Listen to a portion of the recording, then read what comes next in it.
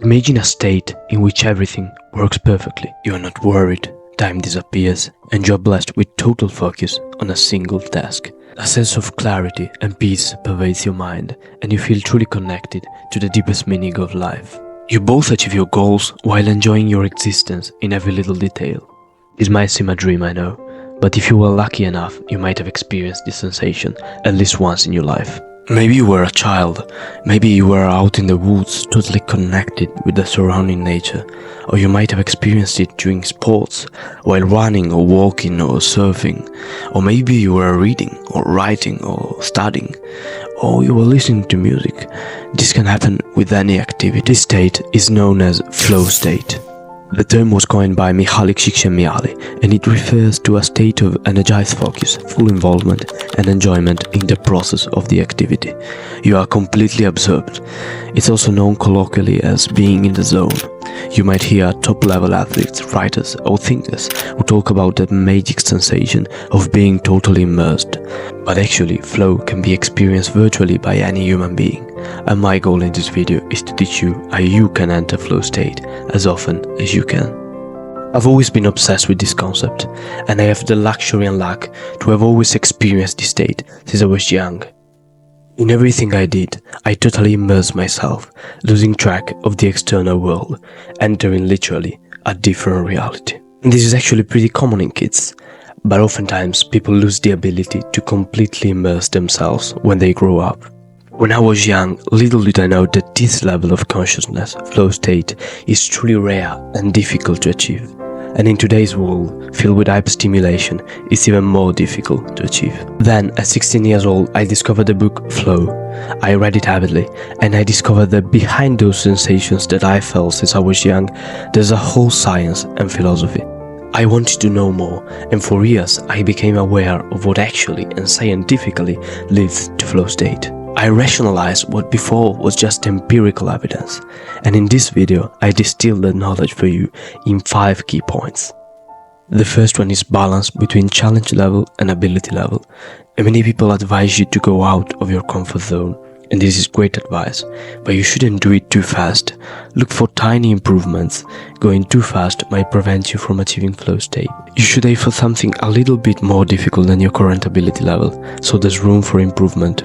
I mean, if you're starting out in the gym and in the first day you try to hit 100 kilos on the bench press, it won't end well. Instead, you progressively overload till 100 kilos. If the challenge is too difficult for your ability level, you will feel anxiety. If your ability is too advanced for your challenge, you will feel bored. Look for the sweet spot in between. Flow is the optimal experience in between. Look at this picture. If you are too good for the goal, there's not enough challenge, but if you immediately go for something bigger than yourself, you will probably feel overwhelmed. So don't feel ashamed for going gradually. You will achieve flow far more easily, falling in love with the process. The second is action and mindfulness go together. You become what you are doing, you become the action. The ego must vanish, and it becomes the action. Flow state kills the ego, and obviously killing the ego also kills all the insecurities you have.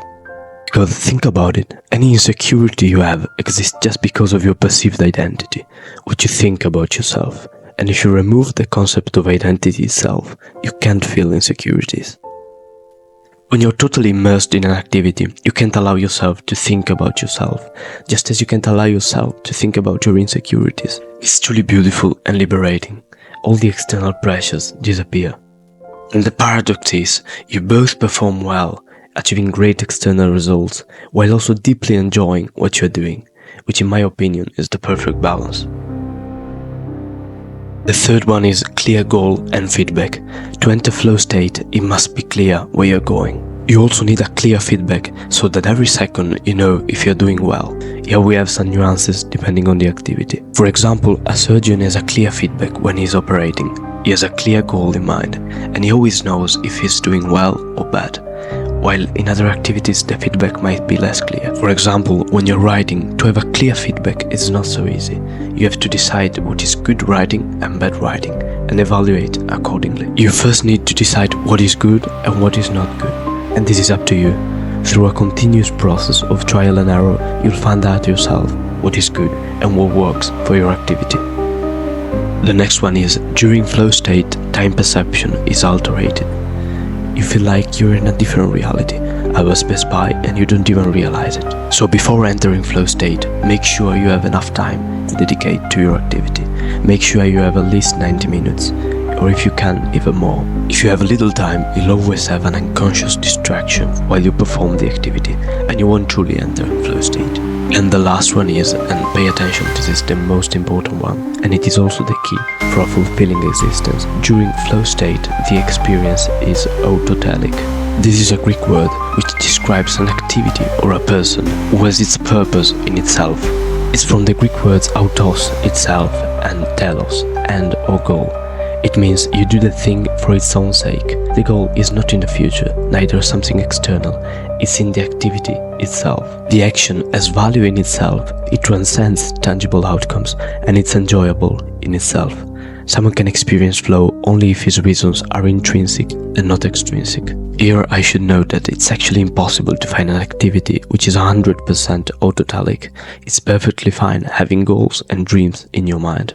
The only thing that matters is that beside those, you also have a deeper and internal sense of purpose in doing what you do. For example, let's say you love writing. For sure, your external future goal might be to become a famous and great writer. What truly matters is that you love the act of writing itself. Meaning, if you hadn't those great goals in mind, you will still do it simply because you love the act itself. This goes for any kind of activity. For me personally, it's about studying, reading or writing, going to the gym. At this point in my life, I would perform these activities even without their external results, simply because I love doing them. So the key takeaway is, try to find an activity that you love doing for its own sake. Thanks for watching. Obviously, this video was generic and contained only general rules. If the topic interested you, I will make other videos on specific areas of your life in which you can enter flow state.